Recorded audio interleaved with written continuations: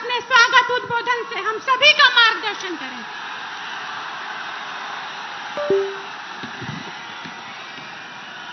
भारत माता की, भारत माता की, भारत माता की, वंदे वंदे वंदे।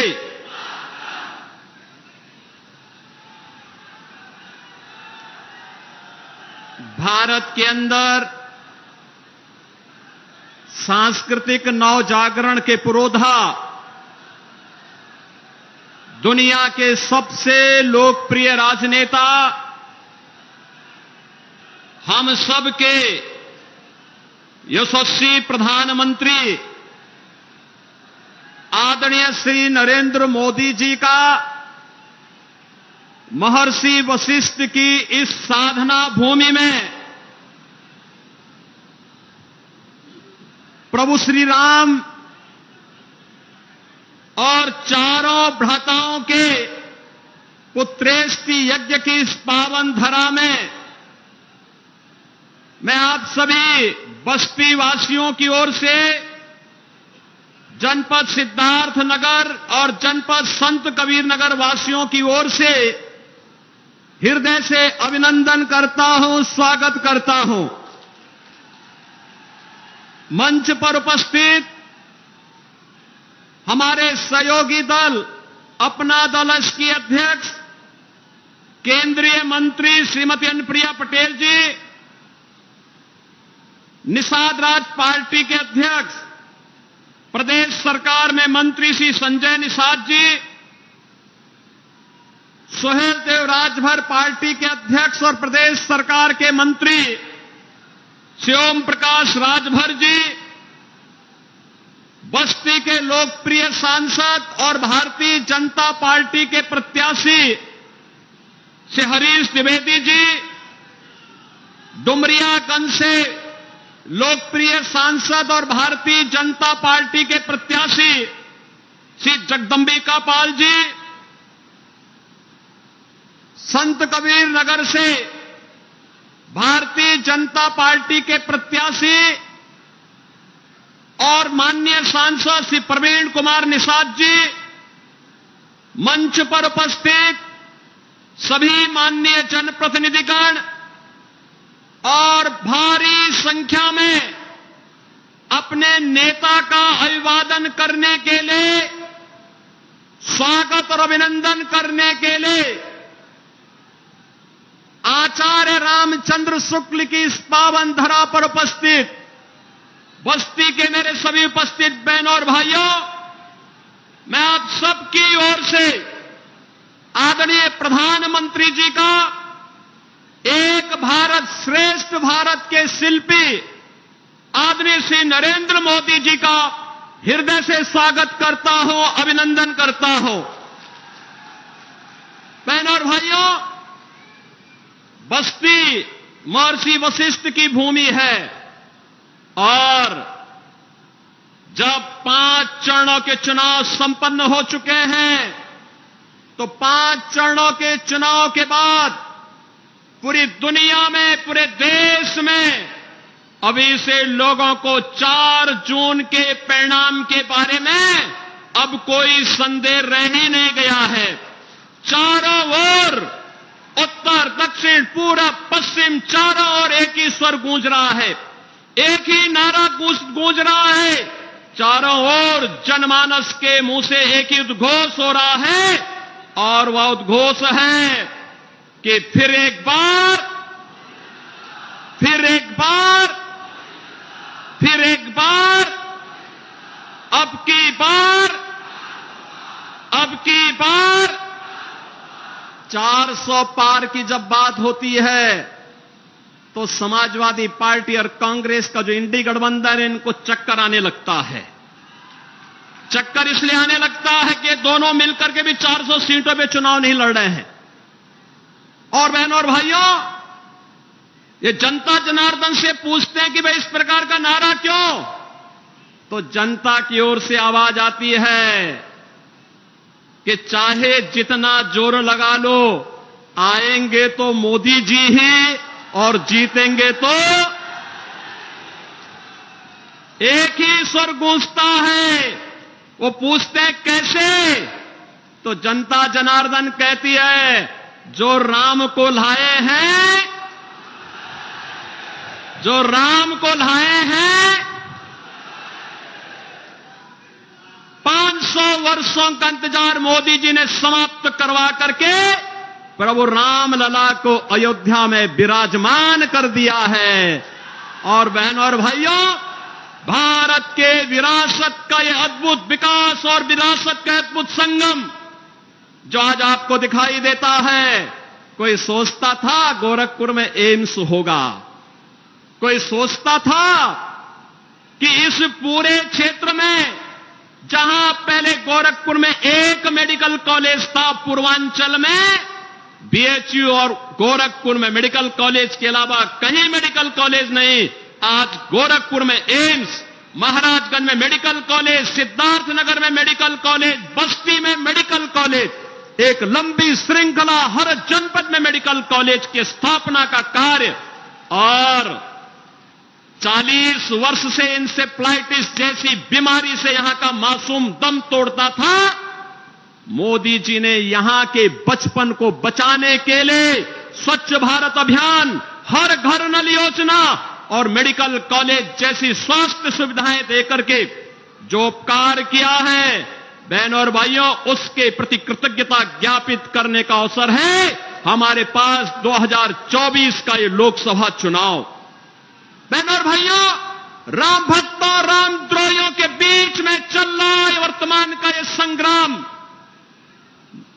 भारतीय जनता पार्टी के नेतृत्व में आत्मनिर्भर और विकसित भारत के लिए मोदी जी की लीडरशिप में हम सब आपसे यही अपील करने के लिए आए हैं। ये क्षेत्र कभी तरसता था कि एक चीनी मिल चल जाती, आज नई चीनी मिलें चल रही हैं, गन्ना मूल्य का भुगतान हो रहा है। गोरखपुर में कांग्रेस के समय में बंद हुआ फर्टिलाइजर कारखाना फिर से चालू हो चुका है, अपनी क्षमता से 110% क्षमता का अच्छे काम कर रहा है। बहनों और भाइयों, ये नए भारत की नई प्रगति के नए पैमाने गढ़े जा रहे हैं और इसलिए हम सब के लिए अपनी कृतज्ञता ज्ञापित करने का अवसर है मोदी जी के समर्थन में कि फिर एक बार मोदी सरकार को लाने के लिए हम सब प्राण प्रण से जुटेंगे। एक एक सीट को मोदी जी के श्री चरणों में समर्पित करते हुए हम उत्तर प्रदेश से 80 के 80 सीटों पर कमल खिलाने का काम करके 4 जून को उत्तर प्रदेश 80 कमल की मालाओं को मोदी जी के गले में डाल करके 400 पार के लक्ष्य को प्राप्त करने में अपना योगदान दे। इस दृष्टि से बस्ती, श्री हरीश द्विवेदी, संत कबीर नगर, श्री प्रवीण कुमार निषाद और डुमरियागंज श्री जगदंबिका पाल, ये तीनों हमारे प्रत्याशियों को आशीर्वाद देने और आपका आशीर्वाद लेने के लिए आज आदरणीय प्रधानमंत्री जी का आगमन यहां हुआ है। इस अवसर पर मैं एक बार फिर से आदरणीय प्रधानमंत्री जी का आप सभी बस्ती कमिश्नरी वासियों की ओर से हृदय से स्वागत करता हूं, अभिनंदन करता हूं। धन्यवाद। जय श्री राम। बहुत आभार माननीय मुख्यमंत्री जी। अब मैं बहुत ही विनम्रतापूर्वक आग्रह करूंगी हमारे माननीय प्रधानमंत्री जी को, जिनको देखने और सुनने के लिए हम सभी सुबह से ही अपने पलक पावड़े बिछाकर बैठे हुए हैं, जिनका एक एक शब्द हमारे लिए मंत्र के रूप में है, आदरणीय प्रधानमंत्री जी हम सभी को अनुग्रहित करेंगे।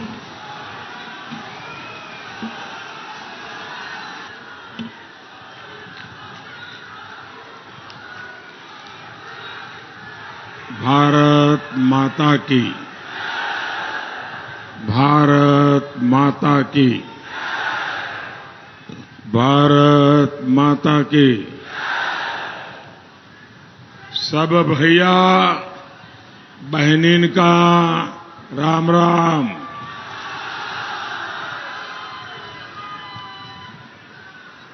आज आपका ये उत्साह, ये जन सैलाब, ये आशीर्वाद बस्ती, सिद्धार्थनगर और डुमरियागंज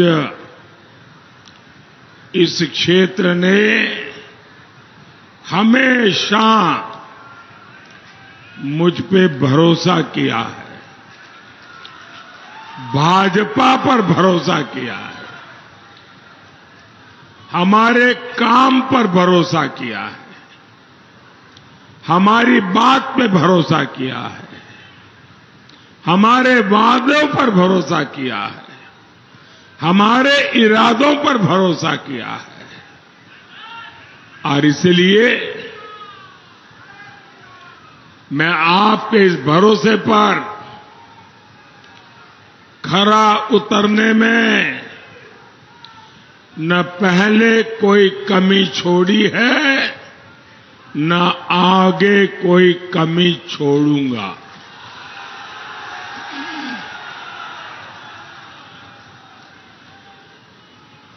और ये मोदी की गारंटी है।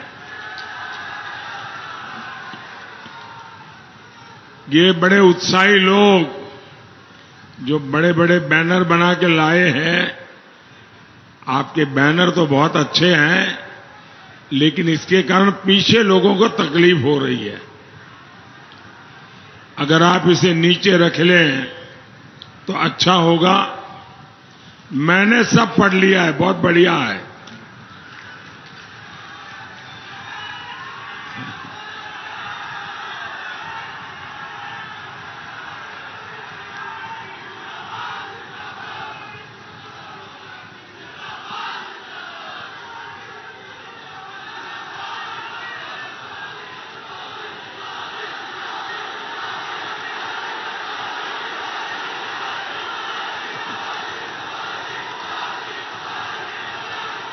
ये एक और दूसरे खड़े हो गए, आप भी नीचे रख दो।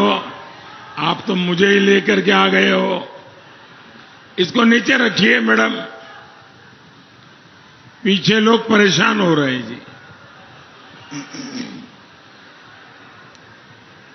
मैं पहले भी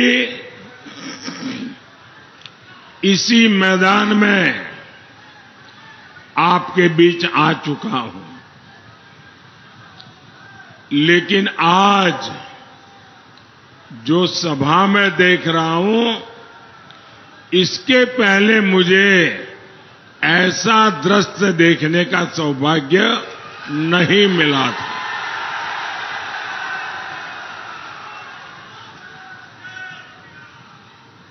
ये पंडाल छोटा पड़ गया है, बहुत लोग मैं देख रहा हूं पीछे धूप में तप रहे हैं, और दोपहर की ये चिलचिलाती धूप, इसमें आप तपस्या कर रहे हैं मुझे आशीर्वाद देने के लिए। जो लोग धूप में तप रहे हैं, मैं सबसे पहले उनकी क्षमा मांगता हूं कि हमारी व्यवस्था जरा छोटी पड़ गई और आपको धूप में तपना पड़ रहा है, इसलिए मैं आपको क्षमा मांगता हूं। दूसरा, मैं आपको भरोसा देता हूं, मैं आपकी ये तपस्या कभी बेकार नहीं जाने दूंगा। मैं ज्यादा मेहनत करके, विकास करके, प्यार से आपकी इस तपस्या को विकास के रूप में लौटाऊंगा।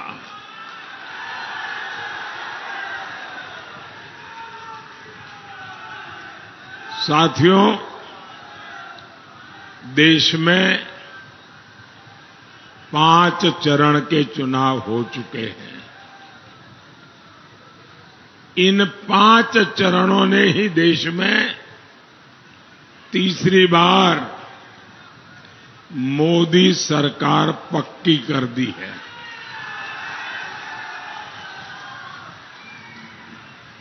और इसके लिए आपको इधर उधर देखने की जरूरत नहीं है। आप इंडिया अलायंस वालों के बयान देख लीजिए, हर कोई अलग अलग आंकड़ा बताता है और उनके पुराने आंकड़े और उनके पुराने परिणाम देख लीजिए तो आपको पक्का भरोसा हो जाएगा कि पूरा इंडिया अलायंस ऐसा निराशा की गर्त में डूबा है, ऐसा निराशा की गर्त में डूबा है कि अब उनको ये भी याद नहीं रहता है कि वो 2 दिन पहले क्या बोले थे, आज क्या बोल रहे हैं। ये हाल है इनका। भाइयों बहनों, आप तो समझदार लोग हैं और कभी भी अपना समय, अपनी शक्ति आप लोग व्यर्थ नहीं जाने देते, कभी भी बेकार नहीं जाने देते। और कोई भी समझदार अपनी कोई भी अमानत बर्बाद नहीं होने देना चाहते। अब आप सोचिए, सपा को मिलने वाला एक भी वोट, कांग्रेस को पड़ने वाला एक भी वोट किसी काम का है क्या? कोई काम का है क्या? निरर्थक है कि नहीं है? निरर्थक है कि नहीं है? आपका वोट बेकार हो जाए, बर्बाद हो जाए, ये यहां का कोई मतदाता चाहेगा क्या? नहीं चाहेगा ना। और इसलिए आपका वोट उसको पड़ना चाहिए जिसको आप सरकार बनाने के लिए देना चाहते हैं, जिसकी सरकार बनने की गारंटी है। आप मुझे बताइए भाई, इस बार सच्चे दिल से बताना, मैं आया हूं इसलिए गप मत मारना, सच्चे दिल से बताओगे? सच्चे दिल से बताओगे? हाथ ऊपर करके बोलिए, सच्चे दिल से बताओगे? मुझे बताइए, इस चुनाव के बाद किसकी सरकार बनेगी? किसकी सरकार बनेगी? किसकी सरकार बनेगी? तो वोट बर्बाद होने देना चाहिए क्या? अच्छा, दूसरा, कभी भी पुण्य कार्य मिलता हो तो मौका गंवाना चाहिए क्या? भाई अब तो पुण्य कार्य मिलने ही वाला है, मेरा क्या जाता है, मैं तो नहीं जाऊंगा तो भी चल जाएगा, मोदी की सरकार बनना तो पक्का है, तो आपको पुण्य मिलेगा क्या? अगर आप वोट नहीं डालेंगे तो आपको पुण्य मिलेगा क्या? आज 80 करोड़ लोगों को मुफ्त खाना मिलता है, मुफ्त राशन मिलता है, तो वो आशीर्वाद देते हैं कि नहीं देते हैं? आपको पुण्य मिलता है कि नहीं मिलता है? लेकिन अगर आपने वोट नहीं दिया होगा तो वो पुण्य आपके खाते में जमा होगा क्या? तो मैं इतने अच्छे काम करने वाला हूं, हर काम से पुण्य मिलने वाला है, वोट देने वाले को वो पुण्य जरूर पहुंचने वाला है।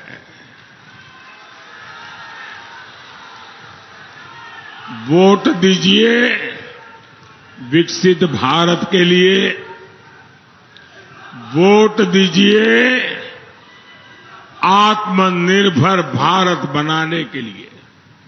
साथियों, 22 जनवरी 2024 इस देश में बहुत लोग हैं जिनको अपने बेटे का जन्मदिन याद नहीं है, अपनी पत्नी से बात करते हैं, शादी की तारीख भूल जाते हैं, लेकिन इस देश के बच्चे बच्चे को पता है 22 जनवरी 2024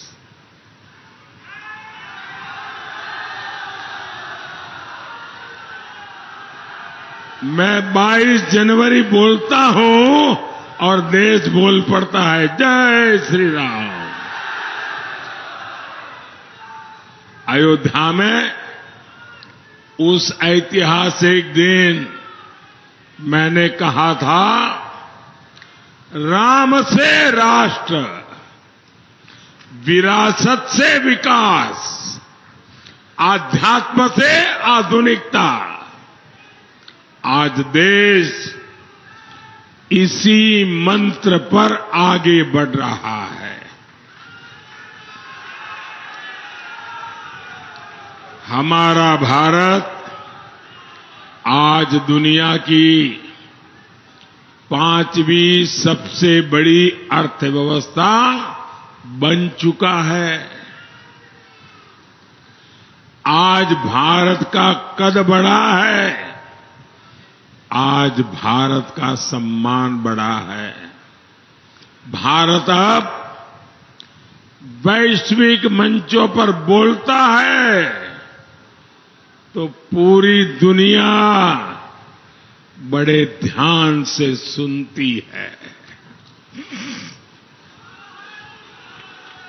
भारत फैसले लेता है तो दुनिया उसके साथ अपने कदम मिलाने की कोशिश करता है। और ये जो आतंक का सरपरस्त देश हमें आंखें दिखाता था, धमकियां देता था, आज उनकी हैसियत वैसी हो गई है, न घर का न घाट का, और अनाज भी उनको नसीब नहीं हो रहा। साथियों, पाकिस्तान तो पस्त पड़ गया है, लेकिन उसके हमदर्द सपा कांग्रेस वाले अब भारत को डराने में जुटे हैं। आप हैरान हो जाएंगे भाई, ये क्या बोलते हैं? ये लोग कहते हैं, हमें सुनाते हैं, उनको मालूम नहीं होता 56 इंच क्या होता है।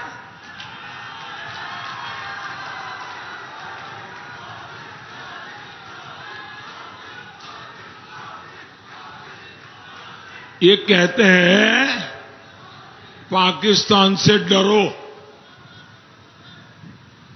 और फिर क्या कहते हैं? पाकिस्तान से डरो, उसके पास एटम बम है, एटम बम। मुझे बताइए भाई, भारत को डरना चाहिए क्या? डरना चाहिए क्या? आज भारत में कांग्रेस की कमजोर सरकार नहीं, आज भारत में मोदी की मजबूत सरकार है। अगर डरना है तो वो लोग डरे जो मानवता में विश्वास नहीं करते, जो आए दिन खून की नदियां बहाते हैं। डरना है तो वो डरे, और भारत न किसी को डराना चाहता है, लेकिन भारत हमें डराने वालों को कभी भी बख्शेगा नहीं, ये भी साफ है। और इसलिए भारत आज घर में घुसकर मारता है।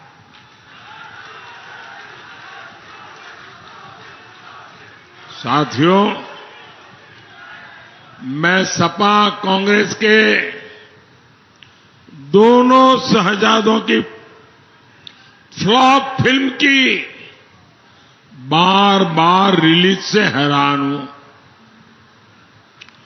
ये दोनों शहजादे अब मिलकर अफवाह उड़ा रहे हैं।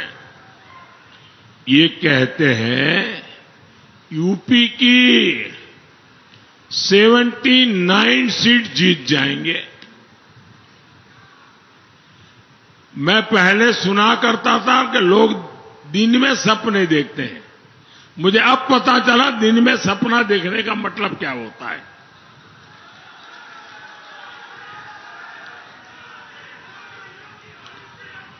चार जून को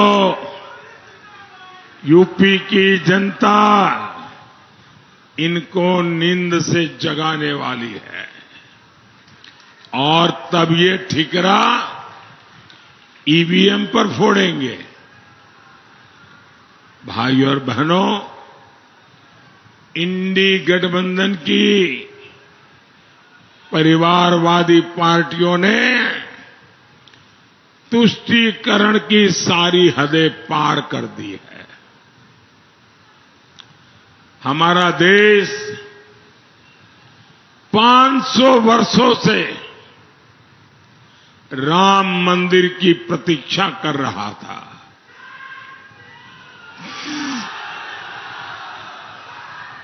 लेकिन ये इंडी वालों को राम मंदिर और राम से परेशानी है।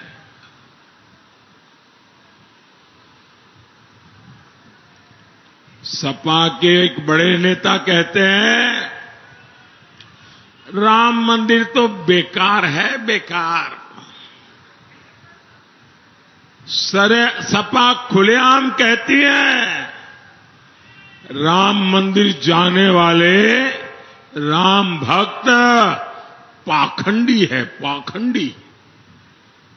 एक और इंडी नेता ने कहा राम मंदिर अपवित्र है। ये लोग सनातन धर्म के विनाश करने की बात करते हैं। और इन सब की आका कौन है? कांग्रेस पार्टी। कांग्रेस के शहजादे तो राम मंदिर पर सुप्रीम कोर्ट का फैसला, जिसके कारण राम मंदिर बना है, वो फैसला पलटना चाहते हैं। ये राम मंदिर पर बाबरी ताला लगाने का सपना देख रहे हैं। ये रामलला को फिर से टेंट में भेजना चाहते हैं। क्या इन लोगों को जवाब मिलना चाहिए कि नहीं मिलना चाहिए? वोट से करारी चोट करनी चाहिए कि नहीं करनी चाहिए? साथियों, कांग्रेस और सपा वालों को अचानक संविधान की याद आ गई। इसी कांग्रेस ने देश में आपातकाल लगाकर संविधान के खत्म करने की भरपूर कोशिश की थी। यही कांग्रेस है जो खुद का भी पार्टी का संविधान नहीं मानती है। ये परिवार ऐसा है कि बिहार के अति पिछड़े समाज के एक व्यक्ति सीताराम केसरी कांग्रेस पार्टी के अध्यक्ष थे। इनको पिछड़ों और अति पिछड़ों पे पता नहीं क्या नाराजगी है। एक शाम को मैडम सोनिया जी की टोली कांग्रेस दफ्तर में घुस गई और ये अति पिछड़े समाज के सीताराम केसरी को बाथरूम में बंद कर दिया। कांग्रेस के राष्ट्रीय अध्यक्ष को बाथरूम में बंद कर दिया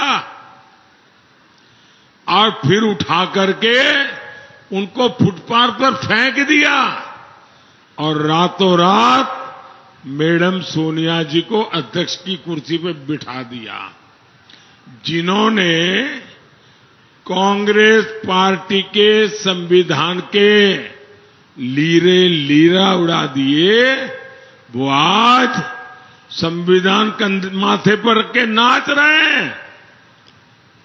साथियों, सपा कौन है? ये वही सपा है जिसने हमेशा दलितों के आरक्षण का विरोध किया। अब ये लोग संविधान की भावना के खिलाफ जाकर धर्म के आधार पर आरक्षण देने की पैरवी कर रहे हैं। ये लोग दलितों, पिछड़ों का आरक्षण छीनकर वोट जिहाद करने वालों को देना चाहते हैं। जहां कांग्रेस सरकार है, वहां उन्होंने संविधान की पीठ में छुरा भोंककर कानून बना दिया है। कांग्रेस मुस्लिमों को आरक्षण देने के लिए बाबा साहब आंबेडकर का संविधान बदलना चाहती है। सपा भी इस दलित पिछड़ा विरोधी षड्यंत्र में कांग्रेस के साथ खड़ी है। इसलिए आपको सपा कांग्रेस को यूपी में पक्का सबक सिखाना है। साथियों,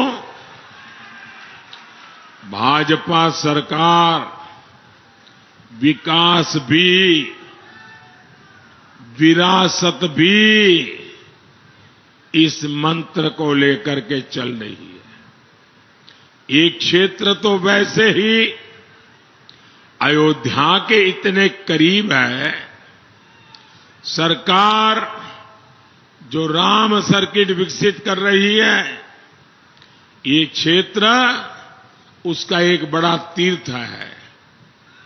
महर्षि वशिष्ठ और श्रृंगी ऋषि के आश्रम पर विकास के कार्य हुए हैं।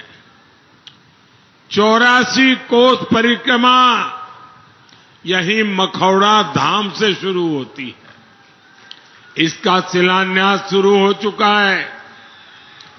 यहां राम जानकी मार्ग का विकास हुआ है। सरयू से वाटरवे यानी जलमार्ग बनाने का काम भी चल रहा है। और ये तो अभी केवल ट्रेलर है, ट्रेलर।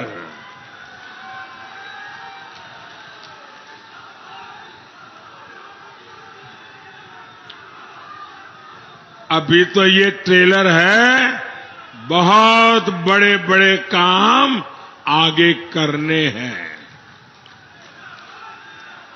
साथियों, सपा ने यूपी को केवल बदनामी दी थी। हमारी बहन बेटियों का घर से निकलना मुश्किल था। लोग जमीन खरीदने से डरते थे। जमीन खरीदी तो कोई न कोई माफिया कब्जा कर लेता था। आपको याद है ना, कैसे गुंडे माफिया सपा के मेहमान होते थे। दंगाइयों को स्पेशल प्रोटोकॉल मिलता था। आतंकवादियों को जेल से छोड़ने का फरमान जारी होता था। इसलिए मैं कहूंगा, इस चुनाव में ऐसी कोई गलती नहीं करनी है जिससे इन लोगों का हौसला बढ़े। साथियों, बीजेपी को यूपी में बहुत समय पुराने गड्ढे में यूपी को जो गाड़ दिया था ना, उस गड्ढे को भर करके यूपी को बाहर निकालने में योगी जी और उनकी पूरी सरकार को बहुत ताकत लगानी पड़ी है और मुझे खुशी है। जरा इंडिया अलायंस वाले, मैं छोटे से इस बस्ती नगरी में हूं और पूरा मेरा इंडिया अलायंस मंच पे दिखता है। देखो, सारे नेता मौजूद हैं। आपने कभी इंडिया अलायंस की एक भी कार्यक्रम में उनके साथियों को तो देखा है क्या? फोटो निकालने के लिए इकट्ठे होते हैं। सपा ने इस क्षेत्र को बर्बाद करने में कोई कोर कसर बाकी नहीं छोड़ी थी। गन्ना किसानों को भुगतान नहीं दे होता था और अभी योगी जी ने बताया चीनी मिलों को कोड़ियों के दाम बेचा जाता था। सड़कों की हालत बदहाल थी। मैंने आपसे वादा किया था ये हालत मैं बदलूंगा। मैंने 2017 में कहा था यहां बंद चीनी मिलों को शुरू कराऊंगा। मुंडेरवा पिपराइच में वो वादा पूरा हुआ। किसानों की आय बढ़े इसके लिए हमारी सरकार इथेनॉल यूनिट भी लगा रही है। भाइयों बहनों, बस्ती, सिद्धार्थनगर और डुमरियागंज की कनेक्टिविटी बढ़ाने के लिए भी लगातार काम हो रहा है। आज मनवर संगम ट्रेन यहां से चल रही है। गोरखपुर लिंक एक्सप्रेस हो, बस्ती पीलीभीत 4 लाइन हाईवे हो, बस्ती रिंग रोड हो, इस क्षेत्र की तस्वीर बदलने वाली है। इससे बस्ती के चीनी उद्योग को, संत कबीर नगर के पीतल से बने उत्पादों को और महाराजगंज के फर्नीचर उद्योग को नई ताकत मिलेगी। युवाओं को रोजगार मिलेगा। साथियों, 25 मई को आप मेरी तरफ देखिए।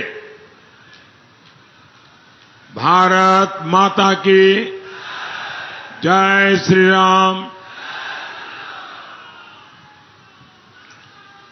25 मई को आपका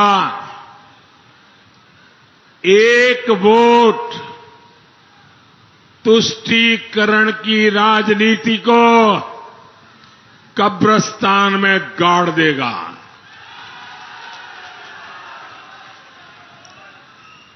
आपका एक वोट देश का भविष्य सुनिश्चित करेगा।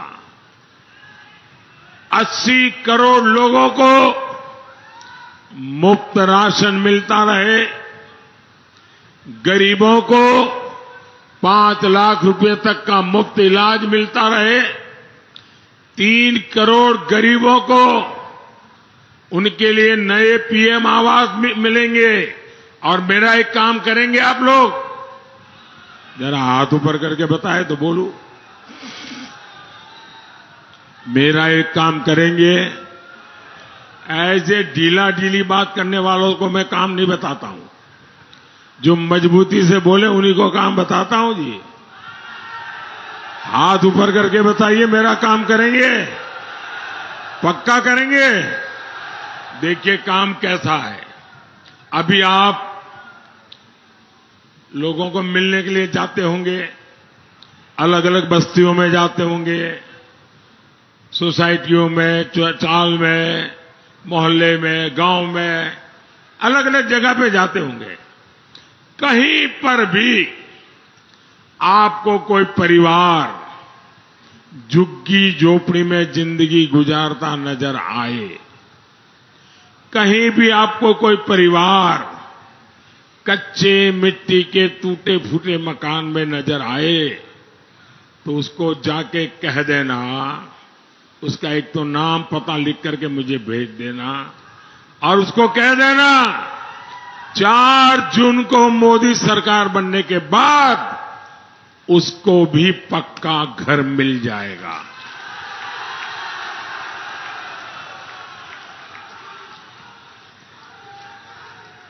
3 करोड़ नए घर बनाऊंगा।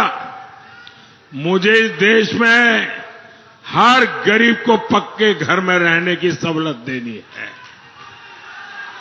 तो आप घर घर जाके मेरा इतना काम करेंगे और आप मन में झिझकना मत कि ये मैं तो कह दूंगा और कुछ नहीं होगा तो फिर तो मुझे पकड़ेंगे।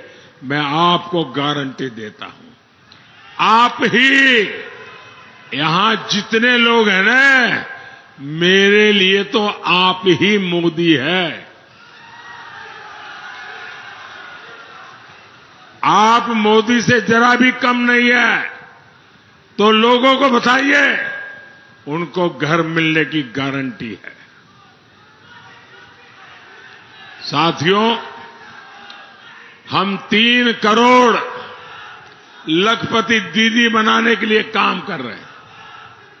ये सब आपके वोट से मुमकिन होगा और इसलिए मतदान भारी होना चाहिए, एनडीए के पक्ष में होना चाहिए। जहां भाजपा का उम्मीदवार है उसे भाजपा को, जहां मेरे एनडीए के साथी चुनाव लड़ रहे हैं उनको एनडीए का। आपका वोट पक्का होना चाहिए। बस्ती से हमारे साथी भाई हरीश द्विवेदी जी, संत कबीर नगर से भाई प्रवीण निषाद और डुमरियागंज से श्रीमान जगदम्बिका पाल जी, इनको भारी मतों से विजयी बनाए। ज्यादा से ज्यादा मतदान कराएंगे, हर पोलिंग बूथ जीतेंगे। अच्छा, मेरा एक काम करेंगे घर घर जाना और हर परिवार में जाना, हर परिवार के लोगों को मिलना और परिवार के सबके साथ बैठ करके कहना कि हमारे मोदी जी आए थे और मोदी जी ने आपको राम राम कहा है। हर घर में मेरा राम राम पहुंचा दोगे, हर घर में मेरा राम राम पहुंचा दोगे। एक और काम करना है, करोगे।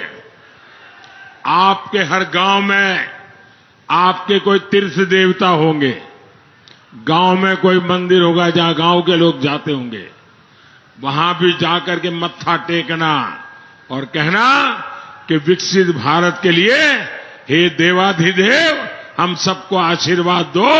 इतना काम हर गांव में, हर तीर्थ क्षेत्र में जाकर के करना। मेरे साथ बोलिए, भारत माता की, भारत माता की, भारत माता की।